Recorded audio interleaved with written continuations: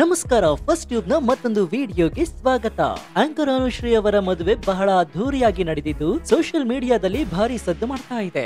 ಎಲ್ಲೂ ಪ್ರಚಾರ ಮಾಡದೆ, ಸುದ್ದಿ ಮಾಡದೆ ಹಠಾತ್ತನೆ ಮದುವೆಯಾಗಿ ಸುದ್ದಿಗೆ ಬಂದಿರುವಂತಹ ವಿಡಿಯೋಗಳು ಹಾಗೂ ಫೋಟೋಗಳು ಸಿಕ್ಕಾಪಟ್ಟೆ ವೈರಲ್ ಆಗಿವೆ. ಅನುಶ್ರೀ ಅವರು ತಮ್ಮ ಮದುವೆ ಬಗ್ಗೆ ಹೇಳಿಕೊಂಡಿದ್ದರು, ಆದ್ರೆ ಅವರ ಗಂಡ ಯಾರು ಎಂಬುದರ ಬಗ್ಗೆ ಸುಮಾರು 15 ದಿನಗಳ ಹಿಂದೆಯೇ ಸೋಷಿಯಲ್ ಮೀಡಿಯಾದಲ್ಲಿ ಎಲ್ಲರಿಗೂ ಗೊತ್ತಾಗ್ಬಿಟ್ಟಿತ್ತು. ಅವರ ಹೆಸರು, ಕುಲ, ಗೋತ್ರ, ಆದಾಯ ಪ್ರತಿಯೊಂದು ವಿಚಾರವೂ ಕೂಡ ಚರ್ಚೆಯಾಗಿದೆ. ಇದೀಗ ಮದುವೆಯ ನಂತರ ಅನುಶ್ರೀ ಅವರ ವಯಸ್ಸಿನ ಬಗ್ಗೆ ಸಾಕಷ್ಟು ಚರ್ಚೆಗಳಾಗ್ತಾ ಇವೆ. ಅನುಶ್ರೀ ಮತ್ತು ರೋಷನ್ ನಡುವೆ ವಯಸ್ಸಿನ ಸಾಕಷ್ಟು ಅಂತರವಿದೆ ಎಂಬ ಸುದ್ದಿ ವೈರಲ್ ಆಗಿದೆ. ಅಲ್ಲದೆ ಗಂಡ ಹೆಂಡತಿಯ ನಡುವೆ ಹಲವು ವಿಚಾರಗಳಲ್ಲಿ ಅಜಗಜಾಂತರ ವ್ಯತ್ಯಾಸಗಳಿವೆ. ಅದು ಶಿಕ್ಷಣವಾಗಿರಬಹುದು, ಆಸ್ತಿ ಆಗಿರಬಹುದು ಅಥವಾ ವಯಸ್ಸಾಗಿರಬಹುದು. ಹಲವರು ಅನುಶ್ರೀ ಅವರು ದುಡ್ಡಿರುವ ಹುಡುಗನನ್ನ ಮದುವೆಯಾಗಿದ್ದಾರೆ ಅಂತ ಕಾಲೆಳಿತಾ ಇದ್ದಾರೆ. ಆದ್ರೆ ಈ ವಿಡಿಯೋ ನೋಡಿದ ಮೇಲೆ ನಿಮಗೆ ಸತ್ಯ ಏನು ಅಂತ ತಿಳಿಯುತ್ತೆ. ಅನುಶ್ರೀ ಅವರು ಎಷ್ಟು ಕೋಟಿ ಒಡೆಯನನ್ನ ಮದುವೆಯಾಗಿದ್ದಾರೆ? ಅನುಶ್ರೀಗೂ ಹಾಗೂ ರೋಷನ್ಗೂ ಎಷ್ಟು ವಯಸ್ಸಿನ ಅಂತರವಿದೆ? ಅನುಶ್ರೀ ರೋಷನ್ ಗಿಂತ ದೊಡ್ಡವರ ಅಥವಾ ರೋಷನ್ ಅನುಶ್ರೀಗಿಂತ ದೊಡ್ಡವರ? ಅಷ್ಟಕ್ಕೂ ರೋಷನ್ ಏನ್ ಮಾಡ್ತಾ ಇದ್ದಾರೆ? ಅವರ ಬಿಸ್ನೆಸ್ ಏನು? ಅವರ ಹಿನ್ನೆಲೆ ಏನು? ಇವರಿಬ್ಬರ ಮಧ್ಯೆ ಲವ್ ಆಗಿದ್ದು ಹೇಗೆ? ಈ ಎಲ್ಲಾ ಮಾಹಿತಿಯನ್ನ ಇವತ್ತಿನ ಈ ವಿಡಿಯೋದಲ್ಲಿ ನೋಡೋಣ.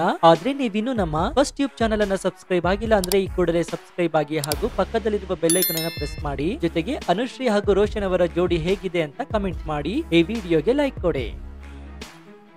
ಅನುಶ್ರೀ ಅವರು ಮದುವೆಯಾಗಿದ್ದು ತುಂಬಾ ಜನರಿಗೆ ಖುಷಿ ನೀಡಿದೆ. ಆದ್ರೆ ಕೆಲವರು ಇದ್ರ ಬಗ್ಗೆ ಕಾಲೆಳೆಯುವ ಕೆಲಸ ಕೂಡ ಮಾಡ್ತಾ ಇದ್ದಾರೆ. ಈ ವಯಸ್ಸಿಗೆ ಮದುವೆ ಬೇಕಿತ್ತಾ ಅಂತ ಕೇಳುತ್ತಿದ್ದಾರೆ. ಆದ್ರೆ ಒಬ್ಬ ಹೆಣ್ಣು ಮಗಳು ತಾನು ಒಬ್ಬಳೇ ದುಡಿದು ಕಷ್ಟಪಟ್ಟು ತಮ್ಮ ಜೀವನವನ್ನ ಸ್ಥಿರಗೊಳಿಸಿ ತಾಯಿಯನ್ನ ನೋಡ್ಕೊಂಡು ತಮ್ಮನ ಜೀವನವನ್ನ ಸೆಟಲ್ ಮಾಡಿ ಎಲ್ಲಾ ಜವಾಬ್ದಾರಿಗಳ ನಂತರ ತಮ್ಮ ವೈಯಕ್ತಿಕ ಬದುಕಿನ ಬಗ್ಗೆ ಗಮನ ಹರಿಸ್ತಾ ಇದ್ದಾರೆ ಅಂದ್ರೆ ಅದು ಹೆಮ್ಮೆಯ ಸಂಗತಿ. ಇದನ್ನ ಪ್ರತಿಯೊಬ್ರು ಕೂಡ ಅರ್ಥ ಮಾಡ್ಕೊಳ್ಬೇಕು. ಜೊತೆಗೆ ಗಟ್ಟಿಗಿತ್ತಿ ಅನುಶ್ರೀ ಅವರ ಧೈರ್ಯವನ್ನ ಮೆಚ್ಚಲೇಬೇಕು. ಇವತ್ತು ಕಾಲೆಳಿತಾ ಇರೋರು ಅಂದು ಅನುಶ್ರೀ ಅವರ ಕಷ್ಟದ ದಿನಗಳಲ್ಲಿ ಒಂದು ಸಹಾಯ ಮಾಡಿಲ್ಲ, ಊಟ ಹಾಕಿಲ್ಲ. ಅವರು ತಾವೇ ಕಷ್ಟಪಟ್ಟು ತಮ್ಮ ಕಾಲ್ ಮೇಲೆ ತಾವು ನಿಂತು ತಮ್ಮ ತಾಯಿ ಮತ್ತು ತಮ್ಮನಿಗೆ ದಾರಿ ತೋರಿಸಿ ಎಲ್ಲಾ ಜವಾಬ್ದಾರಿಗಳನ್ನ ಮುಗಿಸಿ ತಮ್ಮ ಕೆರಿಯರ್ ಅನ್ನ ಗ್ರೋತ್ ಮಾಡಿಕೊಂಡು ಈಗ ತಮ್ಮ ಬದುಕನ್ನ ನೋಡಿಕೊಳ್ತಾ ಇದ್ದಾರೆ. ಅನುಶ್ರೀ ಸ್ವಾರ್ಥಿಯಲ್ಲ, ಕರುಣಾಮಯಿ ಮತ್ತು ತ್ಯಾಗಮಯಿ. ಇದನ್ನ ಇವರು ತೋರಿಸಿದ್ದಾರೆ. ಹಾಗಾಗಿ ವಯಸ್ಸಾದ ಮೇಲೆ ಮದುವೆ ಆಗ್ತಾ ಇದ್ದಾರೆ. ನಮ್ಮ ಚಿಕ್ಕಮ್ಮ ಅಥವಾ ಅಮ್ಮನ ವಯಸ್ಸಿನವರು ಹೀಗಂತ ಕಮೆಂಟ್ ಮಾಡೋರು ಮೊದಲು ಇದನ್ನ ತಿಳಿದುಕೊಳ್ಬೇಕು. ಅನುಶ್ರೀ ಅಂತವರು ಜವಾಬ್ದಾರಿಯನ್ನ ಮುಗಿಸಿ ಮದುವೆಯಾಗಿದ್ದಾರೆ. ಬೇರೆಯವರಾಗಿದ್ರೆ ತಾಯಿ ತಮ್ಮನಿಗೆ ಏನಾದ್ರೂ ಆಗ್ಲಿ ತಮ್ಮ ವೈಯಕ್ತಿಕ ಬದುಕನ್ನು ನೋಡ್ಕೊಳ್ತಾ ಇದ್ರು. ಆದ್ರೆ ಅನುಶ್ರೀ ಅವರು ಹಾಗೆ ಮಾಡ್ಲಿಲ್ಲ. ಇನ್ನು ಅಸಲಿ ವಿಷಯವನ್ನ ನೋಡೋದಾದ್ರೆ ಅನುಶ್ರೀ ಮತ್ತು ರೋಷನ್ ನಡುವಿನ ವ್ಯತ್ಯಾಸಗಳ ಬಗ್ಗೆ ಮೊದಲಿಗೆ ವಯಸ್ಸನ್ನ ನೋಡೋದಾದ್ರೆ ಎಲ್ಲರಿಗೂ ಗೊತ್ತಿರೋ ಹಾಗೆ ಅನುಶ್ರೀ ಅವರ ವಯಸ್ಸು 37 ವರ್ಷ. ವಿಕಿಪೀಡಿಯಾ ಪ್ರಕಾರ ಅವರು ಜನವರಿ 25, 1988ರಲ್ಲಿ ಜನಿಸಿದ್ದಾರೆ. 2025ರಲ್ಲಿ ಅವರಿಗೆ 37 ವರ್ಷ. ರೋಷನ್ ಅವರ ವಯಸ್ಸು ಅಧಿಕೃತವಾಗಿ ಎಲ್ಲೂ ಕೂಡ ಉಲ್ಲೇಖವಾಗಿಲ್ಲದಿದ್ರು ಅವರು ಶ್ರೀದೇವಿ ಭೈರಪ್ಪ ಅವರ ಜೂನಿಯರ್. ಅಂದ್ರೆ ಯುವರಾಜ್ ಕುಮಾರ್ ಅವರ ಪತ್ನಿ ಆಗಿರುವಂತಹ ಶ್ರೀದೇವಿ ಅವರ ವಯಸ್ಸು 35 ವರ್ಷ. ಅವರ ಜೂನಿಯರ್ ಆಗಿರೋದ್ರಿಂದ ರೋಷನ್ ಅವರ ವಯಸ್ಸು ಸುಮಾರು 33 ವರ್ಷ ಇರಬಹುದು. ಹೀಗಾಗಿ ಅನುಶ್ರೀ ಅವರು ರೋಷನ್ ಗಿಂತ 4 ವರ್ಷ ದೊಡ್ಡವರು. ಇಂಡಸ್ಟ್ರಿಯಲ್ಲಿ ಇಂತಹ ವಯಸ್ಸಿನ ಅಂತರ ಸಾಮಾನ್ಯ. ಉದಾಹರಣೆಗೆ ಯಶ್ ಮತ್ತು ರಾಧಿಕಾ ನಡುವೆ 1 ರಿಂದ 2 ವರ್ಷ ಅಂತರವಿದೆ. ಇನ್ನು ಇವರ ಆಸ್ತಿ ಮತ್ತು ಆದಾಯದ ವಿಚಾರದ ಬಗ್ಗೆ ನೋಡೋದಾದ್ರೆ ರೋಷನ್ ಅವರು ತಾವೇ ಹೇಳ್ಕೊಂಡಿರುವ ಹಾಗೆ ಕೋಟ್ಯಾಧಿಪತಿಗಳಲ್ಲ, ಸಾಫ್ಟ್ವೇರ್ ಇಂಜಿನಿಯರ್. ಇವರು ಕೆಲಸಕ್ಕೆ ಹೋಗ್ತಾ ಇದ್ದಾರೆ ಮತ್ತು 10 ವರ್ಷಗಳ ಅನುಭವಗಳೊಂದಿಗೆ ಅವರ ಸಂಬಳ ಸುಮಾರು 3 ಲಕ್ಷ ಇರಬಹುದು. ಇನ್ನು ಅವರ ಮನೆಯಲ್ಲಿ 900 ಎಕರೆ ಕಾಫಿ ತೋಟ ಅಥವಾ ದೊಡ್ಡ ಆಸ್ತಿ ಏನು ಇಲ್ಲ.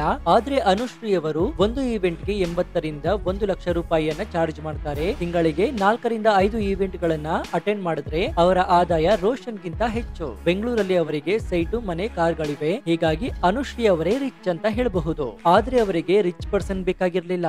ಅವರಿಗೆ ಬೇಕಾಗಿದ್ದು ಪ್ರೀತಿ ಮಾತ್ರ. ಹಲವು ಇಂಟರ್ವ್ಯೂಗಳಲ್ಲಿ ಅವರೇ ಅದ್ರ ಬಗ್ಗೆ ಹೇಳ್ಕೊಂಡಿದ್ದಾರೆ. ನನ್ನನ್ನ ಪ್ರೀತಿಸುವ, ಕೇರ್ ಮಾಡುವ ಭಾರತೀಯ ರಹಿತ ವ್ಯಕ್ತಿ ಸಿಕ್ಕರೆ ಮಾತ್ರ ನಾನು ಮದುವೆಯಾಗ್ತೀನಿ ಅಂತ ಹೇಳಿದ್ರು. ಹಾಗಾದ್ರೆ ಈ ರೋಷನ್ ಅವರಲ್ಲಿ ಎಲ್ಲಾ ಲಕ್ಷಣಗಳಿದ್ಯಾ? ಇದೆ ಅನ್ಸುತ್ತೆ. ಅದಕ್ಕಾಗಿಯೇ ಅನುಶ್ರೀ ಅವರು ಮದುವೆಯಾಗಿದ್ದಾರೆ. ಹಾಗಾದ್ರೆ ಇವರ ಶಿಕ್ಷಣದ ಬಗ್ಗೆ ನೋಡೋದಾದ್ರೆ ಅನುಶ್ರೀ ಅವರು ಕಷ್ಟದಿಂದ ಮೇಲೆ ಬಂದವರು. ಅತಿ ಚಿಕ್ಕ ವಯಸ್ಸಿನಲ್ಲಿ ಇಂಡಸ್ಟ್ರಿಗೆ ಬಂದ್ರು. 10ನೇ ತರಗತಿ ಮುಗಿಸಿ PUC ವರೆಗೆ ಓದಿದ್ದಾರೆ. ಮನೆಯಲ್ಲಿ ಕಷ್ಟ ಇದ್ದಿದ್ರಿಂದ ತಂದೆ ಬಿಟ್ಟು ಹೋದ ನಂತರ ದುಡಿಯುವ ಅಗತ್ಯ ಬಂತು. ಹೀಗಾಗಿ PUC ನಂತರ ಓದಿಲ್ಲ. ರೋಷನ್ ಅವರು ಇಂಜಿನಿಯರಿಂಗ್ ಮುಗಿಸಿದ್ದಾರೆ ಮತ್ತು ತಾವು ಬಿಸ್ನೆಸ್ ಮ್ಯಾನ್ ಅಲ್ಲ, ಕೆಲಸಕ್ಕೆ ಹೋಗುವವರು ಅಂತ ಹೇಳ್ಕೊಂಡಿದ್ದಾರೆ. ಹೀಗಾಗಿ ಶಿಕ್ಷಣದಲ್ಲಿ ರೋಷನ್ ಸ್ವಲ್ಪ ಮುಂದಿದ್ದಾರೆ. ಇದರಿಂದ ತಿಳಿಯೋದೇನಂದ್ರೆ ಅನುಶ್ರೀ ಅವರು ದುಡ್ಡು ಅಥವಾ ಸ್ಟೇಟಸ್ ನೋಡಿ ಮದುವೆಯಾಗಿಲ್ಲ. ಅವರು ನಿಜವಾದ ಪ್ರೀತಿ ಮತ್ತು ಕೇರ್ ನೋಡಿ ರೋಷನ್ ಅವರನ್ನ ಮದುವೆಯಾಗಿದ್ದಾರೆ. ಹಾಗಾದ್ರೆ ಇವರಿಬ್ಬರ ಲವ್ ಸ್ಟೋರಿ ಏನು, ಹೇಗ್ ಶುರುವಾಯಿತು ಅನ್ನೋದನ್ನ ನೋಡೋದಾದ್ರೆ ನಿಮ್ಗೆಲ್ಲ ಗೊತ್ತಿರೋ ಹಾಗೆ ಆಂಕರ್ ಅನುಶ್ರೀ ಅವರು ಪವರ್ ಸ್ಟಾರ್ ಪುನೀತ್ ರಾಜ್ಕುಮಾರ್ ಅವರ ಕ್ಲೋಸ್ ಫ್ರೆಂಡ್ ಆಗಿದ್ರು. ಅದೇ ರೀತಿ ಅನುಶ್ರೀ ಮದುವೆ ಆಗ್ತಾ ಇರುವಂತಹ ರೋಷನ್ ಕೂಡ ಮೊದಲೇ ಹೇಳಿದಂತೆ ಯುವರಾಜ್ ಕುಮಾರ್ ಅವರ ಪತ್ನಿ ಆಗಿರುವಂತಹ ಶ್ರೀದೇವಿ ಅವರ ಕ್ಲೋಸ್ ಫ್ರೆಂಡ್ ಆಗಿದ್ರು. ಜೊತೆಗೆ ರೋಷನ್ ಕೂಡ ಅಪ್ಪು ಅವರ ಅಭಿಮಾನಿಯಾಗಿದ್ರು. ಹೀಗಾಗಿ ರೋಷನ್ ಕೂಡ ಪುನೀತ್ ರಾಜ್ಕುಮಾರ್ ಅವರ ಮನೆಗೆ ಆಗಾಗ ಹೋಗ್ತಾ ಇದ್ರು. ಹೇಗೆ ಒಂದು ದಿನ ಅಪ್ಪು ಭೇಟಿಗೆ ಅನುಶ್ರೀ ಮತ್ತು ರೋಷನ್ ಇಬ್ರು ಕೂಡ ಒಟ್ಟಿಗೆ ಬಂದಿದ್ರು. ಇಲ್ಲೇ ನೋಡಿ ಅವರಿಬ್ಬರ ನಡುವೆ ಮೊದಲ ಭೇಟಿಯಾಗಿತ್ತು. ಪುನೀತ್ ಅವರು ಇವರಿಬ್ಬರಿಗೂ ಪರಿಚಯವನ್ನ ಮಾಡಿಸಿದ್ರು. ಆಗ ಜಸ್ಟ್ ಪರಿಚಯ ಆಗಿತ್ತು, ಸ್ನೇಹ ಪ್ರೀತಿ ಆಗಿರ್ಲಿಲ್ಲ.